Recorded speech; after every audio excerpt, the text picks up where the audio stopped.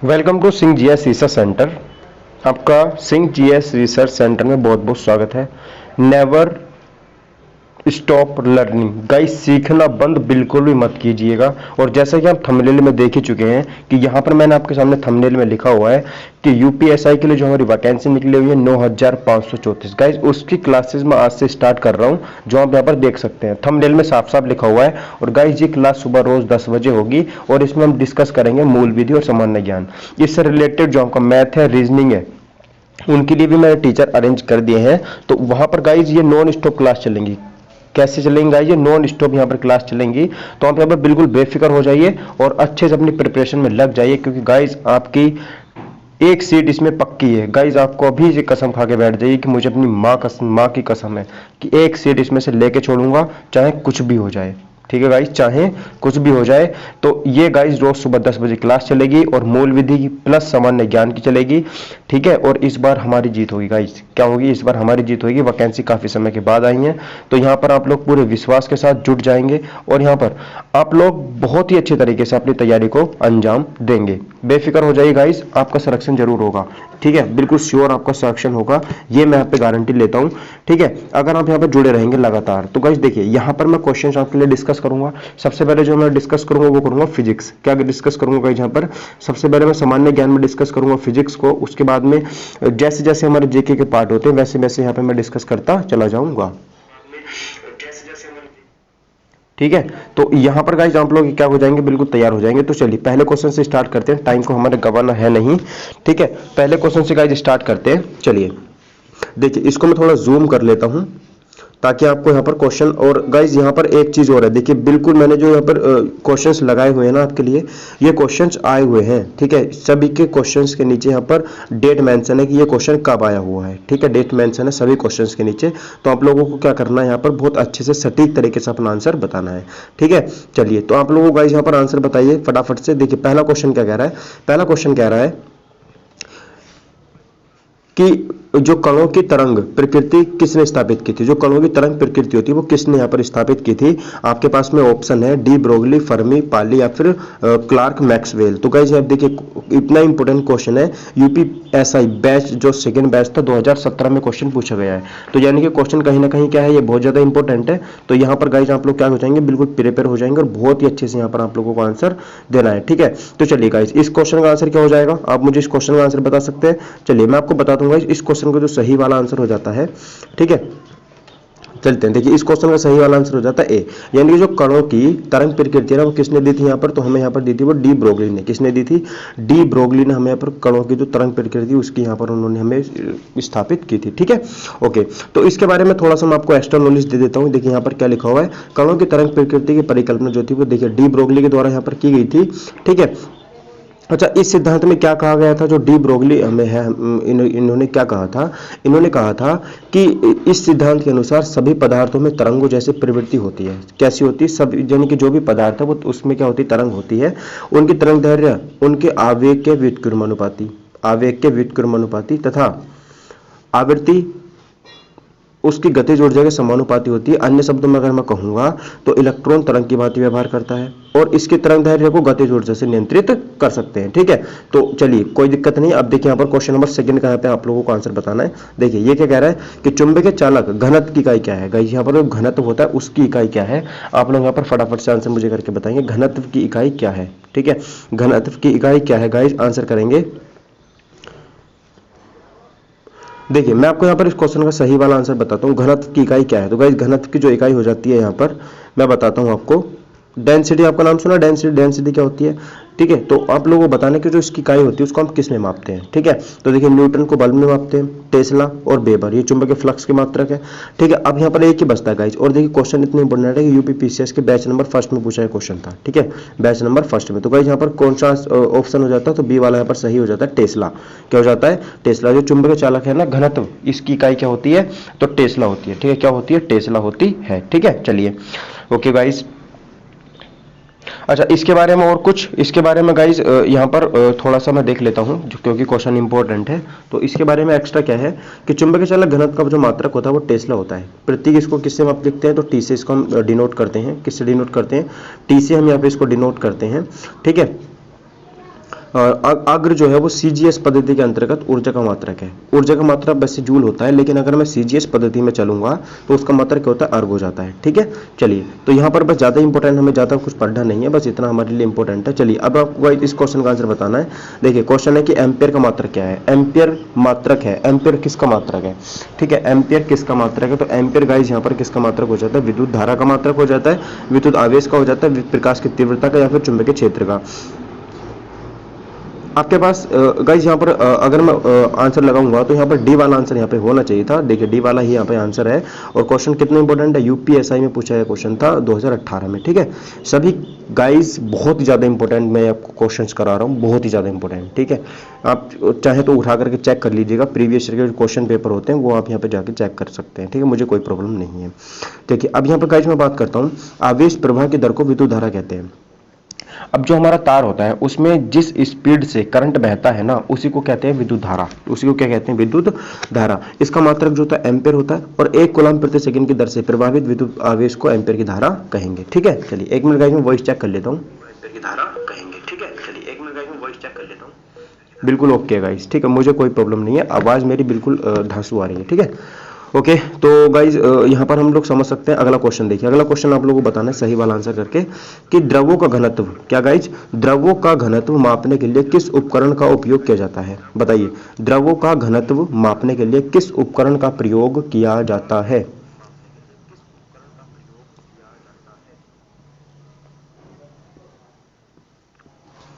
चलिए मैं आपको बताता हूँ गाइस, यहाँ पर जो मेरे पास देखिए क्वेश्चन इंपॉर्टेंट है क्योंकि यूपी पुलिस कांस्टेबल में पूछा क्वेश्चन था, और ये तो गाइस लेटेस्ट ही पूछा गया 2019 में। कब पूछा गया था, लेटेस्ट ही पूछा गया 2019 में। तो मेरा क्वेश्चन है कि द्रवों का घनत्व मापने के लिए, जो मेरा द्रव होता है ना, द्रव लिक्विड, उसका अगर मुझे डेंसिटी मापनी है, ठीक है, तो मैं किस उपकरण का प्रयोग करूंगा, किस उपकरण का उपयोग यहाँ पे करूंगा। ठीक है, तो मुझे इस क्वेश्चन का आंसर बताना था।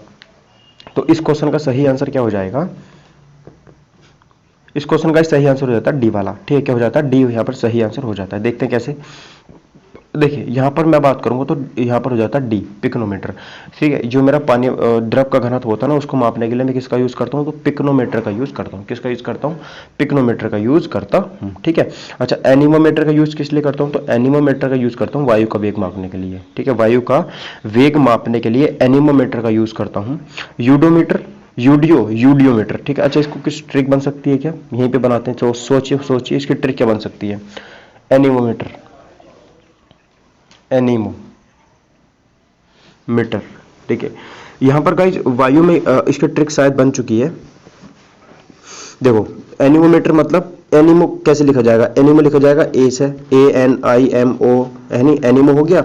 और वायु को क्या कहते हैं, एयर बोलते हैं। तो यानी कि अगर बात आ जाए एनिमोमीटर की, तो ए से ए मैच कर रहा है, यानी कि एनिमोमीटर किससे मापते हैं, ए से मापते हैं। ठीक है, तो एनिमोमीटर को क्या किससे मापते हैं, तो वायु वेग मापते हैं। ठीक है, एनिमोमीटर से क्या मापते हैं, तो वायु का वेग मापते हैं। ठीक है, ट्रिक बन गई। दूसरी बात करते हैं यूडियोमीटर।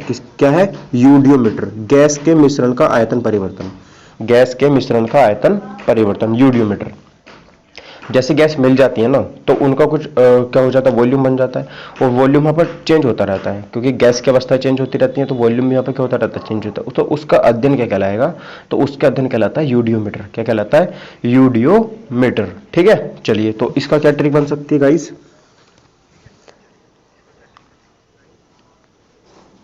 यूडियोमीटर और गैस,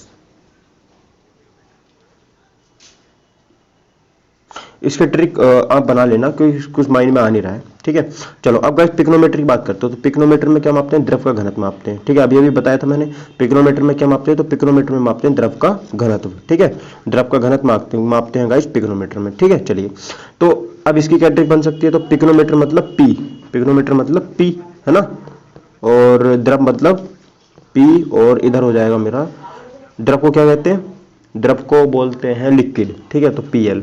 अच्छा इसका क्या बन सकता है, ट्रिक क्या बन सकती है, क्या बन सकती है, पिकोनोमीटर द्रव घनत्व, पिकोनोमीटर द्रव घनत्व, पिकोनोमीटर। हाँ देखिए इसकी ट्रिक ऐसे बना सकते हैं गाइस। देखिए यहाँ पर आ रहा है पिक, पिक का मतलब होता है उठाना, पिक का मतलब क्या होता है, उठाना। ठीक है, पिक का मतलब क्या होता है, उठाना होता है ना। ठीक है, तो पिकनो मतलब, पिक का मतलब होता है उठाना। अब गाइस यहाँ पर मैं बात करता हूँ, देखो कि जो मेरा पिकोनोमीटर होता है ना, जो द्रव होता है, द्रव को क्या आप उठा सकते हैं, द्रव को आप उठा नहीं सकते ना, द्रव को आप उठा नहीं सकते, तो इसी तरीके से हम यहाँ पे रिलेट कर सकते हैं। जो पिक का मतलब होता है उठाना, लेकिन हम इसको उठा नहीं सकते, तो इसलिए क्या मापेंगे, पिकोमीटर से द्रव को माप लेंगे। ओके, आगे बात करते हैं बेवामीटर। बेवामीटर मतलब मिट्टी का यांत्रिक गुण, मिट्टी में जो मेरा यांत्रिक गुण होता है उसको अध्ययन को क्या बोलते हैं, बेवामीटर बोलते हैं, बेवा। ठीक है, तो इसे कैसे याद रख सकते हैं, देखो यहाँ पर ऐसे याद रख सकते हो आप, मिट्टी क्या है, फीमेल वर्जन है, मिट्टी क्या है, फीमेल ही तो है। ये क्या ये कहते हो मिट्टी, मिट्टा, ऐसे तो नहीं बोलते ना, मिट्टी तो फीमेल में ही आती है। अच्छा, तो और इधर क्या है, बेबी, तो क्या है इधर, बेबी। तो गाइस बेबी किसे बुलाते हो आप, किसे बुलाते हो, सही सही बात बताओ, मुझे पता है किसे बुलाते हो। ठीक है, चलो कोई बात नहीं।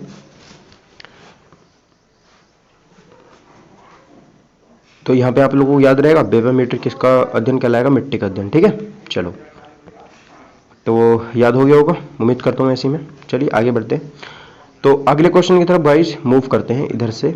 ठीक है, चलिए यहाँ से 8 में से स्टार्ट कर लेते हैं, कोई दिक्कत नहीं है, ऊपर की तरफ चल देंगे, है ना। बताइएगा इस क्वेश्चन का आंसर, बताएंगे आप लोग मुझे, इस क्वेश्चन का आंसर क्या हो जाएगा।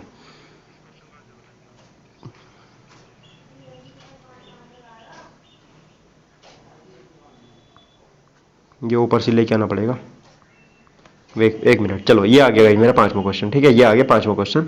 चलो इस क्वेश्चन का आंसर करेंगे 5वें का। चलिए 5वें क्वेश्चन का आंसर करो गाइस दोस्तों। हाँ भाई गाइज, ये मेरा सेंटेंस है जो मैंने चलाया है, नेवर स्टॉप लर्निंग, NST। ठीक है, नेवर स्टॉप लर्निंग, कभी सीखना बंद मत कीजिएगा, क्योंकि ये हमारे लिए बहुत ही ज़्यादा गलत होता है, क्योंकि अगर हमने सीखना बंद कर दिया ना तो हम लाइफ में आगे नहीं बढ़ सकते। ठीक है, और आप सपने देखा कीजिए बड़े बड़े, जैसे OD BMW। ठीक है, तो इनके सपने देखेंगे तभी तो कुछ अच्छा करने की आएगी ज़िंदगी में, है ना। तो पहली सीढ़ी तो हमारी ऐसा ही है, ऐसा ही क्लियर करेंगे, उसके बाद फिर कुछ और सोचेंगे, समझ रहे हो कि मैं नहीं। हाँ, तो चलिए देखिए, शक्ति की भौतिक मात्रा की विमा क्या होती है, जो मेरी पावर होती है उसकी भौतिक मात्रा की विमा क्या होती है। ठीक है, शक्ति की भौतिक मात्रा की विमा क्या होती है, आंसर करेंगे सब लोग। चलिए देख लेते हैं आंसर क्या हो जाएगा, शक्ति, शक्ति, शक्ति। ठीक है, तो देखो क्वेश्चन इंपॉर्टेंट था, यूपी पुलिस के कांस्टेबल में पूछा गया क्वेश्चन था। कहाँ पर पूछा गया था, तो यूपी पुलिस के कांस्टेबल में पूछा गया क्वेश्चन था। ठीक है, तो यानी कि क्वेश्चन तो इंपॉर्टेंट है, क्वेश्चन तो इंपॉर्टेंट है। ठीक है, चलिए कोई बात नहीं, देख लेते हैं। तो इसका गाइज यहाँ पर देखिए, शक्ति को क्या लिखते हैं, बल बटे समय लिखते हैं। क्या लिखते हैं, बल, कार्य बटे समय, और कार्य को लिखते हैं बल गुणा विस्थापन। ठीक है, और बटे समय। उसके बाद बात करते हैं, तो देखो बल की भी क्या होती है, यहाँ पे MLT-2 होती है, और विस्थापन को L लिखते हैं, बटे में T हो गया। तो T यहाँ पर नीचे किस चीज़ का था, प्लस को ऊपर जाएगा तो माइनस को, और गुणा में खाते जुड़ दिया, तो जो जुड़ करके कितनी बन जाएगी, ये बन गई मेरी ML2 and T-3। ठीक है, तो ये बात ध्यान रखेंगे कि ML2 T-3 ये किसकी विमा होती है, शक्ति की विमा होती है। किसकी होती है, शक्ति की विमा क्या होती है, ML2 T-3। ओके, आगे बढ़ते हैं क्वेश्चन नंबर 6 की तरफ। देखिए क्वेश्चन नंबर 6 इंपॉर्टेंट है, यूपी SI के बैच में पूछा गया था ये। यहाँ पे है कि दृष्टि वैषम्य को किस लेंस के प्रयोग से दूर किया जाता है। दृष्टि वैषम्य को किस लेंस के प्रयोग से दूर किया जाता है, दृष्टि वैषम्य को किस लेंस के प्रयोग से दूर किया जाता है। उभयावतल लेंस, बेलनाकार लेंस, उत्तल लेंस, अवतल लेंस। तो इसका मुझे सही आंसर बताना है। देखिए UPSI के बैच में पूछा गया क्वेश्चन है ये। ठीक है, कसम तुझे इस मिट्टी की, कसम तुझे इस क्लास की, तू सिलेक्शन लेके छोड़ेगा इस बार, सिलेक्शन तुझे लेना है, वरना ब्याह मत करियो तो सलमान खान का फैन बन जाइयो। ठीक है, चलो देख लेते हैं, कोई बात नहीं। तो गाइज इस क्वेश्चन का जो आंसर हो जाएगा ना सही वाला, वो हो जाएगा कि जो दृष्टि वैषम्य को हम मापते हैं ना, वो लेंस उसमें यूज होता है मेरा बेलनाकार लेंस। कौन सा लेंस, बेलनाकार यहाँ पे लेंस यूज मैं करता हूँ। ठीक है, तो अब देखिए यहाँ पे बढ़ते हैं, तो यहाँ पर क्या कह रहा है कि जो इसको देखिए बहुत अच्छे से पढ़ेंगे क्योंकि इंपॉर्टेंट है। ये जो मेरी यहाँ पे डेफिनेशन दे रखी है ना, ये दृष्टि वैषम्य के बारे में है, तो इसको मैं अच्छे से पढ़ूंगा। देखिए ये कह रहा है कि आंख के कॉर्निया में, जो हमारा आंख होता है ना उसके अंदर वाला जो भाग होता है उसको कॉर्निया बोलते हैं। आंख के कॉर्निया में लेंस के अनियमित आकार से दृष्टि यानी कि एस्टिग्मेटिज्म, ठीक है, एस्टिग्माटिज्म, ठीक है, एस्टिग्माटिज्म होता है। यह दोष नेत्र में क्षैतिज या ऊर्ध्वाधर वक्रता में अंतर आ जाने के कारण उत्पन्न होता है। इसमें नेत्र क्षैतिज दिशा में न तो ठीक देख पाता है परंतु ऊर्ध्व दिशा में नहीं देख पाता है, या फिर नेत्र जो मेरी ऊर्ध्व का मतलब होता है वर्टिकल, मतलब नीचे से ऊपर तो देख सकता है, ठीक है, नीचे से ऊपर तो ठीक देख सकता है, लेकिन सामने नहीं देख सकता, ठीक है। ये ध्यान रखो, जो मैंने आपको बताया ना दृष्टि वैषम्यता क्या होता है, उस रोग में क्या होता है कि जो मेरी आंख है वो नीचे से ऊपर तो देख सकती है आसमान के ऊपर, अभी देखो तुम्हारे ऊपर छत होगी, है कि नहीं, छत होगी, लेकिन जो यहाँ से सामने की तरफ नहीं देख सकता, कहाँ नहीं देख सकता, सामने की तरफ नहीं देख सकता, तो इस वाले दोष को बोलते हैं दृष्टि वैषम्यता, ठीक है। और इसमें जो लेंस यूज करते हैं वो बेलनाकार लेंस यूज करते हैं, ठीक है। तो इसको दूर करने के लिए बेलनाकार लेंस का प्रयोग किया जाता है। ओके जाने मन, चलो अच्छा, इससे अगला क्वेश्चन क्या होने वाला है, ये है, ओ माय गॉड, चलो इसे गाइस ये आ गया 7वां क्वेश्चन। 7वां क्वेश्चन कह रहा है कि फ्रैंक विल्टन, नाम सुना है, फ्रैंक विल्टन द्वारा निम्न में से किसका आविष्कार किया गया था। गाइस यहाँ पर सही आंसर बताएंगे, फ्रैंक विल्टन द्वारा निम्न में से किसका आविष्कार किया गया है। यूपीपी कांस्टेबल में पूछा क्वेश्चन है, देखिए क्वेश्चन कितने खतरी खतरी आ रहे हैं ना, मतलब कतई जहर आ रहे हैं, देखते ही होश उड़ जाएंगे बंदे के बंदी के, ठीक है।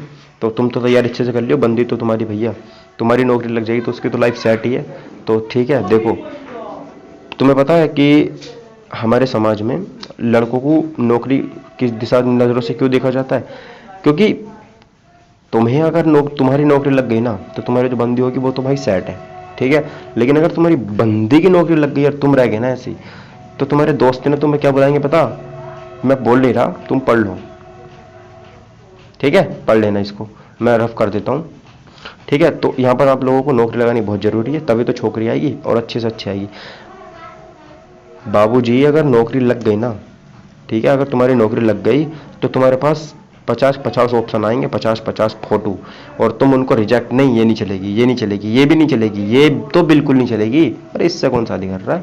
लेकिन बेटा अगर नौकरी नहीं लगी ना तो बेटे 2 आएंगी बस फोटो, और उनमें से एक पिताजी बोल देंगे कंपलसरी है, कंपलसरी है, एक रिजेक्ट मत कर दियो वरना तुम्हें रिजेक्ट कर दिया जाएगा, फिर समझ रहे हो कि नहीं, फिर बनना तुम सलमान खान की बहन, समझ रहे हो कि नहीं बात। हाँ, तो यहाँ पर देख लो, फ्रैंक विहिटल द्वारा निम्न में से किसका आविष्कार किया गया था, ठीक है। तो यहाँ पर जो आविष्कार किया गया था वो जेट इंजन का किया गया था, किसका किया गया था, जेट इंजन। अब जेट इंजन क्या होता है, तो जेट इंजन गाइस जो होता है, अच्छा जेट इंजन मैं आपको दिखा देता हूँ, 1 मिनट रुक जाइए बस आप, बस 1 मिनट, 1 ही मिनट आपको यहाँ पर रुकना है, ठीक है, रुक सकते हैं, मैं आपको यहाँ पे जेट इंजन दिखा देता हूँ, वेट 1 मिनट बस, आप लोग जब जरा जो कह रहा है ना वो सब्सक्राइब कर दो चैनल को, मैं आपको यहाँ पे जेट इंजन दिखा देता हूँ, ठीक है। जेट इंजन कहाँ गया, jet engine, JET, jet ENGINE, jet engine, ठीक है, सर्च हो जा भाई, जेट इंजन सर्च हो जा जल्दी से, अरे बुरा मान के गया यार, ये हो गया इमेज, चलो आगे जेट इंजन खुल के, चलो मैं आपको जेट इंजन दिखाने वाला हूँ गाइस, ठीक है, तो दिल थाम के बैठ जाओ।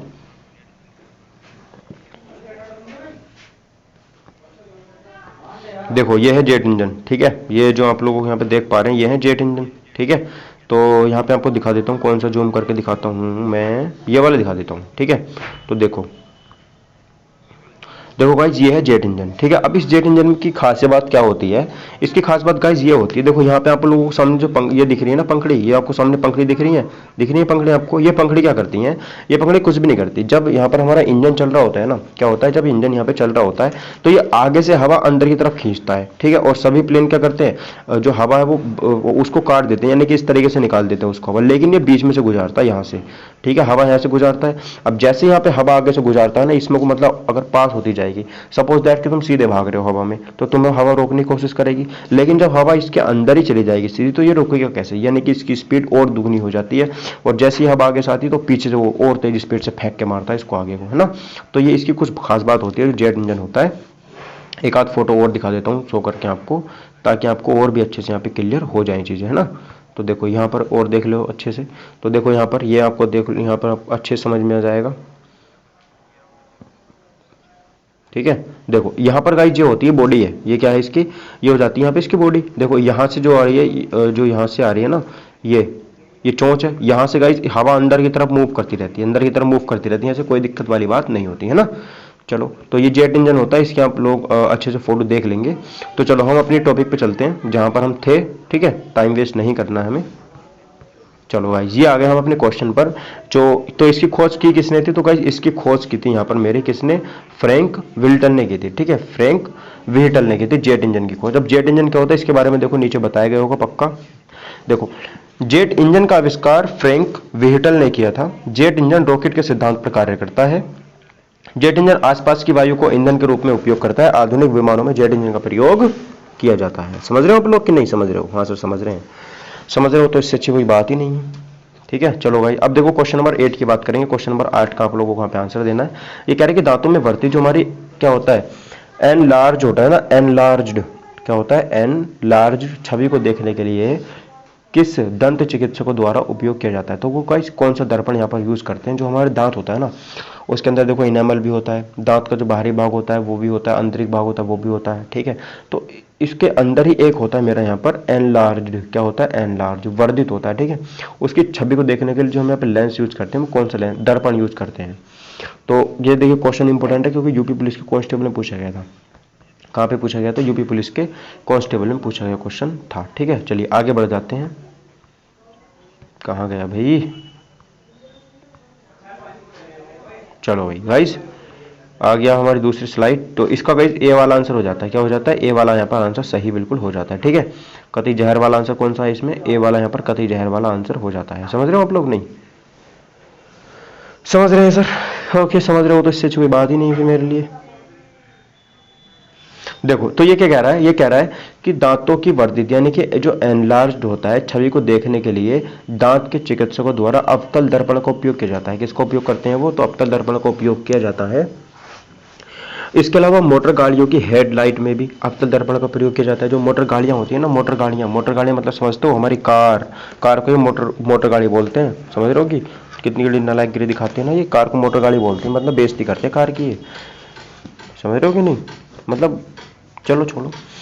इसके अलावा मोटर गाड़ियों की हेडलाइट में भी अवतल दर्पण का प्रयोग किया जाता है। जो मोटर गाड़ियां होती है ना उनके हेडलाइट में अवतल दर्पण का प्रयोग किया जाता है, जबकि उत्तल दर्पण का प्रयोग गाड़ियों की साइड में लगे शीशे यानी कि इसकी सहायता से गाड़ी का ड्राइवर अपने पीछे की गाड़ी को देख सकता है। क्या कर सकता है, अपने पीछे की गाड़ियों को देख सकता है। इसके अलावा स्ट्रीट लाइटों में भी उत्तल दर्पण का प्रयोग किया जाता है। जो मेरी गलियों में लाइटें लगी हुई होती है ना, गलियों में क्या होती हैं, गलियों में लाइटें लगी हुई होती हैं, तो वहां पर भी इसका प्रयोग किया जाता है। समझ रहे हो आप लोग? हाँ सर समझ तो रहे हैं बहुत अच्छे से। तो इससे अच्छी कोई बात ही नहीं है अगर समझ रहे हो तो, ठीक है। तो ये बात आपको समझ में आ गई। जो मेरी मैं भी भूल गया यार, तो कोई मैं बताता हूँ। देखो उत्तल दर्पण का प्रयोग किया जाता है गाड़ी में पीछे देखने के लिए, ठीक है, जो पीछे की सवारी होती है उनको देखने के लिए। अवतल दर्पण का होता है गाड़ी में जो हेडलाइट लगी होती है ना, वो कम प्रकाश को ज्यादा करके दिखाती है, मतलब दूर तक फेंक देता है जो अवतल दर्पण होता है, ठीक है। ओके तो गाइज अच्छा नंबर क्वेश्चन का आंसर करेंगे यहाँ पे।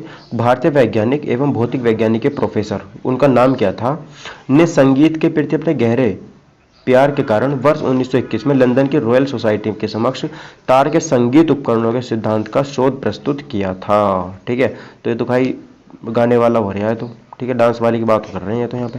तो ये कौन है यहाँ पर, तो यूपी पुलिस के कांस्टेबल ने पूछा गया क्वेश्चन था ये। किसमें, यूपी पुलिस के कांस्टेबल ने पूछा गया क्वेश्चन है ये। तो इसका आंसर मुझे करके बताना है आप लोगों को। तो देखो इसका आंसर कौन हो जाएगा, देखो होमी जाकिर भाभा ने तो परमाणु बम बनाया ही था। विक्रम साराभाई हमारा कौन है, तो विक्रम साराभाई है जो है रॉकेट लॉन्च कर रहे हैं शायद। आई थिंक ये उड़ीसा में है अगर मैं सही सोच रहा हूँ तो, ठीक है। तो अब गाइस यहाँ पर दो ऑप्शन बचते हैं, तो देख लेते हैं आंसर क्या, सी वाला यहाँ पर आंसर है। तो सीवी रमन, कौन है, सीवी रमन। तो ये थे भैया संगीत के, जिन्होंने क्या कर दिया था, कुछ नहीं करा था। क्वेश्चन का आंसर पढ़ो बस, ज्यादा मत सोचो। देखो सीवी रमन ने 1921 में लंदन के रॉयल सोसाइटी के समक्ष तार के संगीत उपकरणों के सिद्धांत पर आधारित अपना शोध प्रस्तुत किया था। ध्वनि के कंपन और कार्यों पर भी इन्होंने अल्प समय तक कार्य किया था। प्रकाश के प्रकीर्णन पर उत्कृष्ट कार्य के लिए इन्हें 1930 में नोबेल पुरस्कार प्रदान किया गया था। तो भाई ने पढ़ना पड़ेगा, देखो बहुत ज्यादा इंपॉर्टेंट है क्योंकि नोबेल पुरस्कार हर किसी को नहीं मिलता। राह चलते आदमी को नोबेल पुरस्कार नहीं दे दिया जाता है, क्योंकि नोबेल पुरस्कार भारत का सबसे प्रतिष्ठित पुरस्कारों में से एक है। समझ रहे कि नहीं बात आप, ठीक है। तो नोबेल पुरस्कार की बात यहाँ पे कर रहे हैं हम। तो जाने मन ठीक है। अच्छा भाई क्वालिटी तो बहुत मस्त आ रही है यार, मैं तो ऐसे ही सोच रहा था कि फर्जी वाला चल रहा है, लेकिन क्वालिटी बहुत मस्त आ रही है। क्वालिटी मस्त है नहीं, एक बार मैं आवाज़ और चेक कर लेता हूँ जरा। मैं तो ऐसे ही सोच रहा था कि फर्जी वाला चल रहा है, लेकिन क्वालिटी बहुत मस्त आ रही है। क्वालिटी मस्त है नहीं, एक बार मैं आवाज़ और चेक कर लेता हूँ जरा। मैं तो ऐसे ही सोच रहा था क्वालिटी मस्त है नहीं, एक बार मैं आवाज़ और चेक कर लेता हूँ जरा। धांसू है आवाज़, आवाज़ भी क्लियर आ रही है भाई, धांसू आ रही है आवाज़ भी, ठीक है। तो चलिए देख लेते हैं यहाँ पर गाइस हम। तो यहाँ पर देखिए इनको नोबेल पुरस्कार दिया गया था। नोबेल पुरस्कार किस फील्ड में दिया गया था? तो इनको संगीत के फील्ड में नोबेल पुरस्कार दिया गया था, ठीक है। संगीत के फील्ड में नहीं, सॉरी, ये प्रकाश के, ठीक है, फिजिक्स के क्षेत्र में इनको यहाँ पर नोबेल पुरस्कार दिया गया था। कब दिया गया था? 1930 में यहाँ पर इनको नोबेल पुरस्कार दिया गया था, ठीक है। और इसकी खोज के उपलक्ष्य में 28 फरवरी को राष्ट्रीय विज्ञान दिवस के रूप में मनाया जाता है। 28 फरवरी को क्या मनाते हैं हम? राष्ट्रीय विज्ञान दिवस के रूप में मनाते हैं, ठीक है। 28 फरवरी को राष्ट्रीय विज्ञान दिवस के रूप में मनाते हैं, ठीक है। अब यहाँ पे हम बात करते हैं, देखिए प्रकाश वर्ष किसका मापन करता है। देखिए ये क्वेश्चन ना कई बार गलत हो जाता है लड़कों से, ठीक है, लड़के लोगों से क्वेश्चन कई बार यहाँ पे गलत हो जाता है। तो क्वेश्चन क्या है? क्वेश्चन बहुत ज़्यादा सिंपल है, लेकिन यहाँ पर हम कंफ्यूज हो जाते हैं। कौन कंफ्यूज कैसे हो जाते हैं? देखिए क्वेश्चन क्या है, कह रहा है कि प्रकाश वर्ष किसका मापन करता है। गाइस यहाँ पर अब आप लोग भी गलत करेंगे इस क्वेश्चन का, ठीक है। अभी तो फिलहाल देखिए गाइस, डिमोरलाइज तो मैं बिल्कुल नहीं होने वाला, ठीक है, क्योंकि आप ही लोग जो भी इस वीडियो को देखेंगे ना, आप लोग इस वीडियो को शेयर करेंगे और आप ही लोग अपने दोस्तों को इस चैनल पे जोड़ेंगे, ठीक है, क्योंकि आप ही का काम है, ठीक है। और आप, मुझे उम्मीद है कि आप अपना काम बहुत अच्छे से करोगे। तो गाइज यहाँ पर जो है प्रकाश वर्ष किसका मापन करता है? तो प्रकाश वर्ष यहाँ पर दूरी का मापन करता है। किसका मापन करता है? दूरी का मापन यहाँ पे करता है। यूपी पुलिस के कांस्टेबल में पूछा गया क्वेश्चन था, बहुत ज़्यादा इंपॉर्टेंट है। आगे बढ़ते हैं, अगले क्वेश्चन की तरफ मूव करते हैं। अगला क्वेश्चन क्या है? तो यहाँ पर मैं इसको पढ़ लेता हूँ। देखो प्रकाश वर्ष दूरी का मात्रक है। यह एक प्रकाश वर्ष निर्वात में प्रकाश के द्वारा एक वर्ष में चले की दूरी होती है। और प्रकाश ने एक वर्ष में कितनी दूरी चली होती है? तो 9.46 × 10⁻15, ठीक है, मीटर। ये प्रकाश की एक प्रकाश वर्ष में इतनी दूरी यहाँ पर चली हुई होती है, ठीक है। आगे बढ़ते हैं क्वेश्चन नंबर 11 की तरफ। क्वेश्चन नंबर 11 क्या कह रहा है? क्वेश्चन नंबर 11 कह रहा है कि निम्न में से कौन एक वैज्ञानिक होने के साथ साथ एक महान उद्योगपति भी थे, जिन्होंने भारत में कई उद्योगों की स्थापना की है? कौन थे वो? कौन थे वो? बताइए। निम्न में से कौन एक वैज्ञानिक होने के साथ साथ एक महान उद्योगपति भी थे, जिन्होंने भारत में कई उद्योगों की स्थापना की है? इसका सही आंसर क्या हो जाएगा? तो इसका सही आंसर हो जाएगा सी, विक्रम साराभाई। कौन है? विक्रम साराभाई। तो विक्रम साराभाई ने क्या किया था कि विक्रम साराभाई भारत के अंतरिक्ष वैज्ञानिक थे। कौन थे? भारत के अंतरिक्ष वैज्ञानिक थे। उन्होंने अंतरिक्ष अनुसंधान के क्षेत्र में भारत को अंतर्राष्ट्रीय मानचित्र पर स्थान दिलाया। यानी कि इन्होंने भारत में ही नहीं बल्कि इंटरनेशनल लेवल पर भी भारत की पहचान को इन्होंने विकसित किया। और डॉक्टर विक्रम साराभाई सृजनशील वैज्ञानिक, सफल और दूरदर्शी उद्योगपति, उच्च कोटि के प्रवर्तक, महान संस्था निर्माता, उत्कृष्ट शिक्षाविद, कला पारखी थे। इन्हें विज्ञान और अभियांत्रिकी में 1996 में पद्म भूषण प्रदान किया गया था, ठीक है। क्या प्रदान किया गया था? इनको पद्म भूषण प्रदान किया गया था 1966 में, ठीक है। और गाइस अभी ध्यान रखेंगे, ऊपर हमने अभी ये हम विक्रम साराभाई की बात करें तो इनको 1966 में क्या दिया गया था? 1966 में इनको पद्म भूषण दिया गया था। क्या दिया गया था? पद्म भूषण दिया गया था। और यहाँ पर 1930 में किसे सीवी रमन को नोबेल पुरस्कार दिया गया था, ठीक है। सीवी रमन को क्या दिया गया था? तो सीवी रमन को नोबेल पुरस्कार यहाँ पर दिया गया था, ठीक है। ये चीज़ मुझे ध्यान रखनी है, ओके। चलो क्वेश्चन नंबर 12 की बात करते हैं। तो गाइस यहाँ पर बात करेंगे मैं कि फ़ारेनहाइट में जल का क्वथनांक कितना होता है। फ़ारेनहाइट में जल का क्वथनांक कितना होता है, ठीक है, बताइए गाइस। फ़ारेनहाइट में जल का क्वथनांक कितना होता है? तो फ़ारेनहाइट में जल का जो क्वथनांक होता है गाइस वो कितना होता है? मुझे यहाँ पर सही आंसर की तलाश है। कौन मुझे यहाँ पर सही आंसर करके बताता है, ठीक है।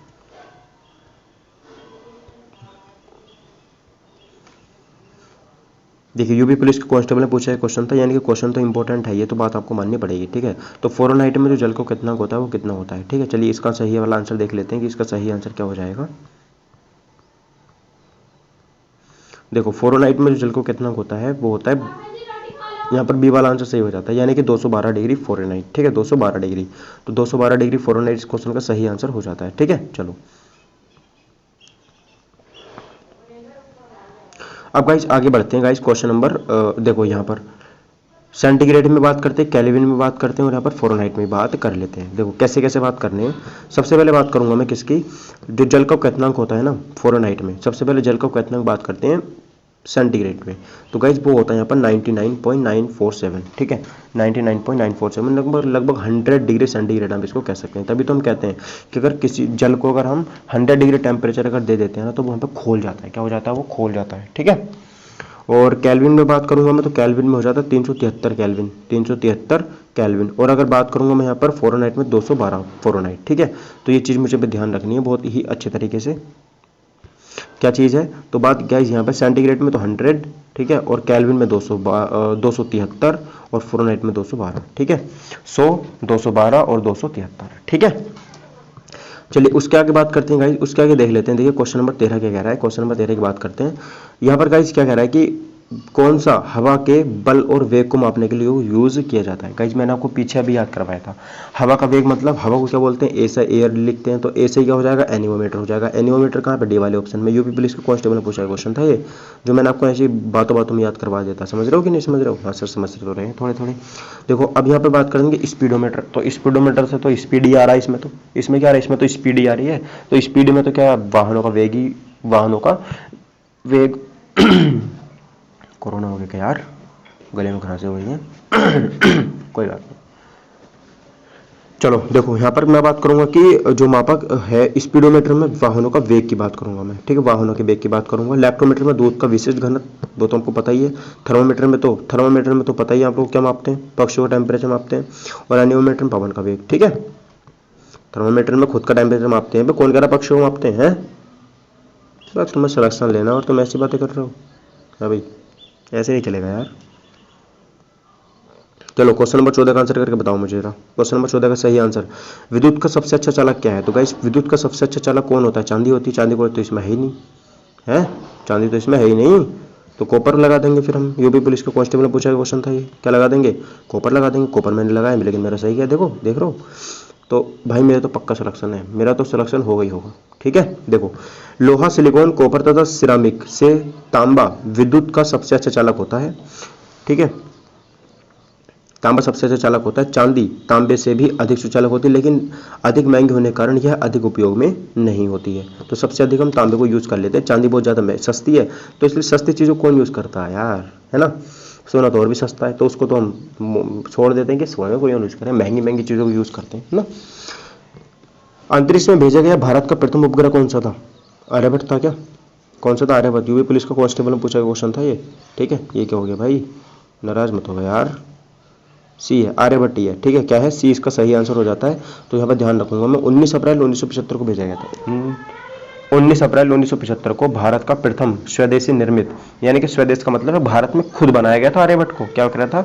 खुद। देखो गाइस हम अपनी संस्कृति पर गर्व करना चाहिए कि हम भारत में पैदा हुए हैं। और गाइस उससे भी अच्छी बात है कि मैं जहां पर हूं यहां पे पैदा हुआ हूं गाइस। और उससे अच्छी बात है कि भगवान ने मुझे बिल्कुल सही अच्छा खासा बना करके भेजा है, ठीक है। तो इसलिए गाइस आप लोगों को अपनी मेहनत करो अच्छे से, अपने घर वालों का, अपने गांव का, सभी का नाम रोशन करना है, ठीक है। तो यहाँ पर चीज़ों को बहुत अच्छे से, कॉम्प्लेक्स है सब चीज़ें भाई, रखी रखाई कोई चीज़ नहीं मिलेगी। अगर आप लोग सोच रहे हो कि बिना मेहनत करे मिल जाए, कुछ नहीं मिलने वाला भाई, कुछ भी नहीं मिलने वाला। मिडिल क्लास में रह जाएंगे लोग, मिडिल क्लास नहीं। समझ रहे हो कि नहीं बात?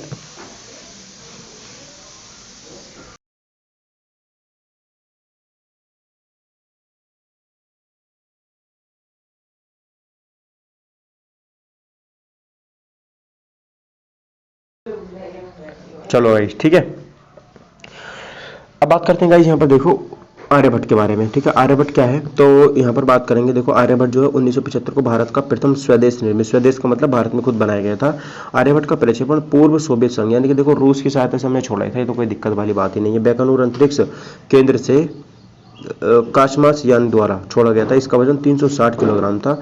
इस अभियान के 3 प्रमुख लक्ष्य थे, वायु विज्ञान और प्रयोग, वायु विज्ञान और प्रयोग, ठीक है। भौतिकी का प्रयोग तथा एक्स किरण खगोलीय प्रयोग, ठीक है। तो ये आप लोग बात ध्यान रखेंगे। यहाँ से कुछ ज़्यादा इंपॉर्टेंट चीज़ नहीं है, इसके ज़्यादा अगर हम नीचे जाएंगे तो आप यूपीएससी की तैयारी करिए फिर, ठीक है। इससे ज़्यादा तो हम यूपीएससी में पूछा जाता है और यूपीएससी आपको निकालना नहीं है, ठीक है। तो सबसे पहले हम यहाँ पर देखिए वहीं तक सीमित रहते हैं जहाँ तक हमारी चद्दर है, उतने ही पैर फैलाओ जितनी चद्दर है।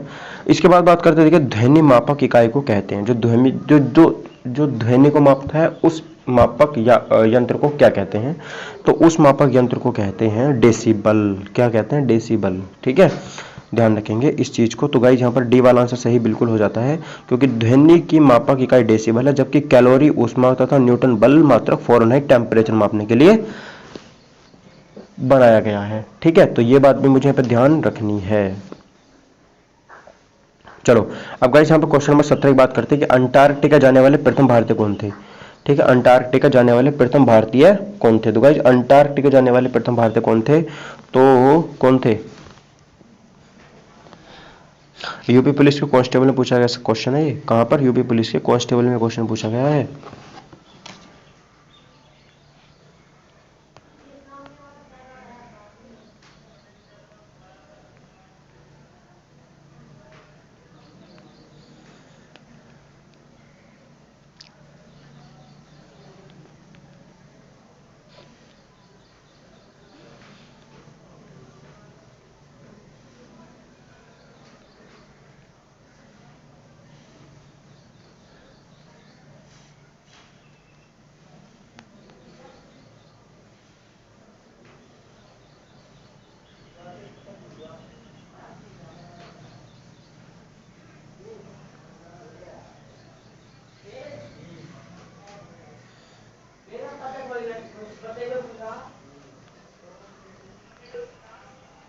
चलिए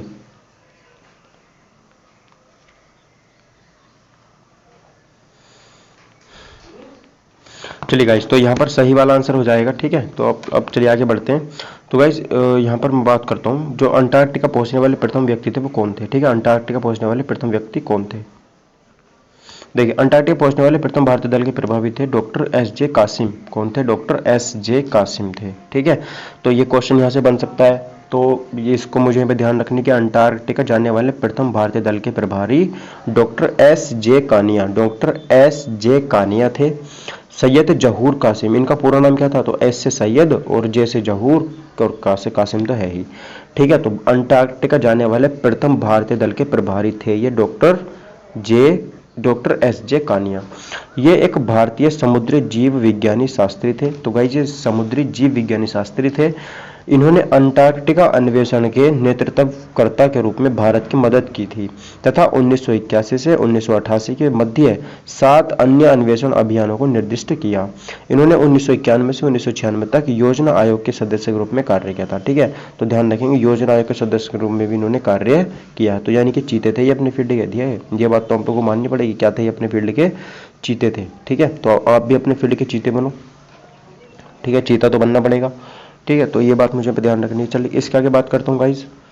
तो इसके आगे गाइस क्या लिखा हुआ है यहाँ पर कि कार्य क्या, एक प्रोफेसर के रूप में इन्होंने अलीगढ़ मुस्लिम यूनिवर्सिटी, अन्नामलाई विश्वविद्यालय, भारतीय प्रौद्योगिकी संस्थान मद्रास तथा जामिया मिलिया इस्माइलिया में अब क्या थे भाई ये क्यों कौन थे, मतलब हमें मिलवाओ यार इनसे यार। मतलब जामिया मिलिया यूनिवर्सिटी में भी पढ़ा के आ गए, रह के आ गए, अन्नामलाई यूनिवर्सिटी में भी रह के आ गए। तो गाइस देखो इसे कहते हैं सक्सेस। ठीक है, इसे कहते हैं सक्सेस, ये है सक्सेस असलियत में, हम जो समझ रहे हो। देखो अब बात करते हैं, देखो रेफ्रिजरेटर, जो हमारा रेफ्रिजरेटर होता है में कौन सा गैस द्रव का कार्य करता है। रेफ्रिजरेटर में कौन सा गैस द्रव का कार्य करता है, इसका मुझे सही आंसर करके बताओ। रेफ्रिजरेटर में कौन सा गैस द्रव का प्रयोग करता है।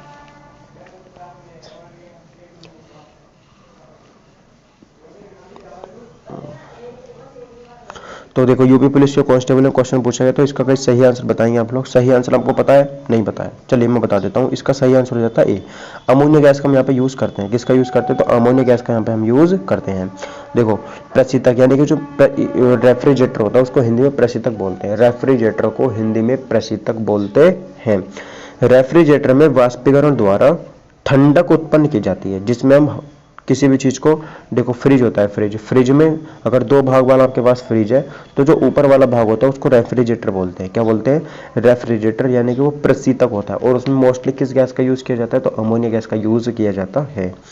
इसमें द्रव के रूप में अमोनिया गैस का प्रयोग किया जाता है तथा तांबे की एक वाष्प कुंडली में फ्रीओन गैस भरा होता है। एक तांबे की वाष्प कुंडली होती है, वाष्प का मतलब होता है ठंडी करने वाली कुंडली होती है, उसमें फ्रीओन गैस भरी होती है जो वाष्पीकृत होकर रेफ्रिजरेटर में ठंडक उत्पन्न करती है। ठीक है, तो देखो इसमें 2 गैसें होती हैं जो मेरा रेफ्रिजरेटर होता है, जो द्रव के रूप में होती है, वो होती है अमोनिया। ठीक है। जो द्रव के रूप में होती है वो होती है अमोनिया। और जो मेरा एक कुंडली होती है इसके अंदर वाष्पीकरण करने वाली, मतलब ठंडक करने वाली, उसके अंदर गैस भरी होती है फ्रियोन। कौन सी गैस होती है उसके अंदर भरी हुई? फ्रीयान, उसके अंदर गैस भरी हुई होती है। तो मेरे प्यारे दोस्तों, ठीक है, तो यहाँ पर आप लोगों को याद रखेंगे, रेफ्रिजरेटर से रिलेटेड क्वेश्चन एग्जाम में पूछा जा सकता है। समझ रहे हैं आप लोग नहीं बात? ठीक है, उम्मीद करता हूँ गाइस आप समझ रहे होंगे, ठीक है, क्योंकि आपका दिमाग शार्प चलता है, मुझे पता ही है इस बात का। तो चलो चलिए बढ़ते हैं गाइस आगे। तो गाइस क्वेश्चन है कि ऊर्जा से भरपूर प्रकाश के लिए एलईडी, ऊर्जा से भरपूर प्रकाश के लिए एलईडी यह वर्तमान तकनीक है। एलईडी का विस्तारित रूप क्या है? एलईडी की मतलब फुल फॉर्म क्या होती है? तो लेजर इमिटिंग डायोड होती है क्या? Laser emitting diode, light emitting diode, तीन emitting diode, low emitting diode. तो यूपीएसआई के मैट्रिक अर्सित 2016 में पूछा गया क्वेश्चन था ये, है ना। ये जो क्वेश्चन था ये यूपीएसआई में पूछा गया क्वेश्चन था, मैट्रिक में। समझ रहे हो कि नहीं? मैट्रिक नहीं है ये, मार्तिक है। क्या है यो? मारितक है, मारितक।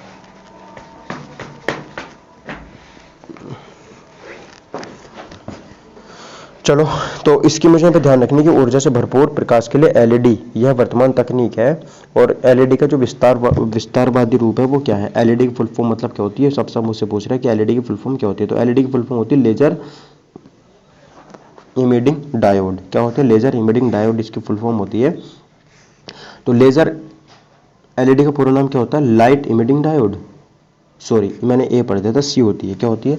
लाइट इमिटिंग डायोड होती है। प्रकाश उत्सर्जक डायोड, एलईडी एक अर्धचालक डायोड होता है जिसमें विद्युत धारा प्रवाहित करने पर प्रकाश उत्सर्जित करता है। एलईडी कई प्रकार की होती है, इनमें मिनिएचर भी आती है, फ्लैशिंग भी आती है, हाई पावर भी आती है, अल्फा न्यूमेरिक भी आती है, बहुवर्णीय भी आती है और ओएलईडी भी आती है। ये सारी प्रमुख मैंने आपको बताई हैं जो यहाँ पे आप लोगों के लिए जरूरी थी। अब बात करते हैं बीएमआई। बीएमआई की गणना के लिए सूत्र क्या है? जो बीएमआई होता है ना, उसकी गणना के लिए सूत्र क्या है? तो देखो यहाँ पर, तो गाइस ये यूपीपी के कंप्यूटर ऑपरेटर में पूछा गया क्वेश्चन था। यूपीपी के कंप्यूटर ऑपरेटर में पूछा गया क्वेश्चन था, बहुत ही ज़्यादा इंपॉर्टेंट है। तो बीएमआई की गणना के लिए सूत्र क्या है? बीएमआई की गणना के लिए क्या सूत्र है? ठीक है, तो यहाँ पर मुझे बताना है कि बीएमआई की गणना के लिए सूत्र क्या है।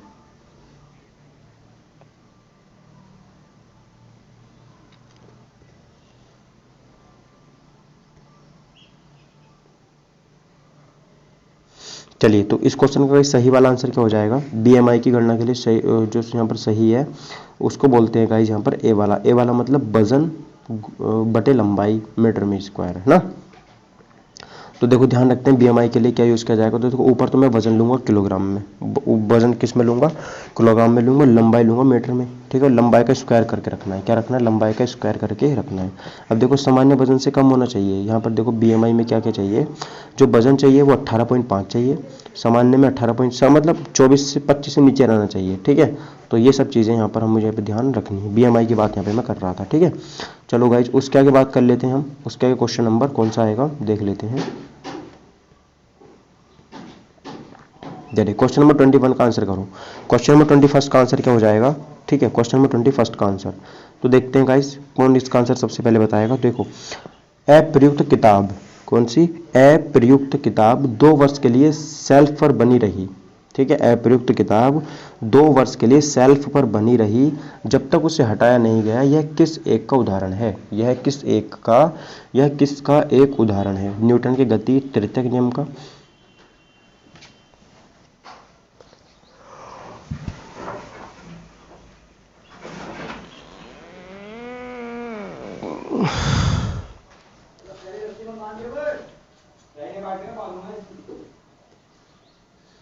यूपीपी के कंप्यूटर ऑपरेटर में सवाल पूछा गया था ये 2016 में, ठीक है। शिफ्ट नंबर फर्स्ट में पूछा गया था। तो इस क्वेश्चन का सही आंसर हो जाता है सी। न्यूटन के जो प्रथम नियम था ना न्यूटन का, उसमें यहाँ पे पूछा गया था, ठीक है। तो क्या है गाइस, न्यूटन का जो प्रथम नियम है वो कह रहा है, देखो न्यूटन के प्रथम नियम के अनुसार कोई स्थिर वस्तु तब तक स्थिर रहेगी, कोई स्थिर वस्तु तब तक स्थिर रहेगी जब तक उस पर कोई बाह्य बल आरोपित नहीं किया जाए। अतः स्पष्ट है कि, बफरिंग कर रहा है क्या? अतः स्पष्ट है कोई भी वस्तु कितने भी वर्षों तक वहीं पड़ी रहेगी तब तक उसे हटाया नहीं जाएगा। ठीक है, अगर किसी भी वस्तु पर जो न्यूटन का प्रथम नियम है वो क्या कह रहा है कि कोई भी स्थिर वस्तु जब तक वहां से नहीं हटेगी जब तक उस पर कोई बाह्य बल कार्य नहीं करेगा, और जैसे ही उस पर कोई बाह्य बल कार्य करने लग जाता है तो वस्तु अपनी जगह से हट जाती है, मतलब हिल जाती है अपनी जगह से। ठीक है, चलिए आगे बात कर लेते हैं क्वेश्चन नंबर 22 में। क्वेश्चन नंबर 22 क्या कह रहा है, तो क्वेश्चन जो मेरा न्यूटन का प्रथम नियम वो आपको याद हो गया कि न्यूटन का प्रथम नियम क्या है। तो न्यूटन का जो प्रथम नियम है वो है कि कोई भी वस्तु अपनी जगह से तब तक नहीं हटेगी जब तक उस पर कोई बाह्य बल ना लगा दिया जाए। दूसरा, मैं दीवार पर मारने के लिए एक गेंद फेंकता हूँ और वह वापस मेरे पास आ जाती है, ये किसका उदाहरण है? बताओ ये किसका उदाहरण है? ये सवाल है कोई? ये तो छोटा सा बच्चा बता देगा।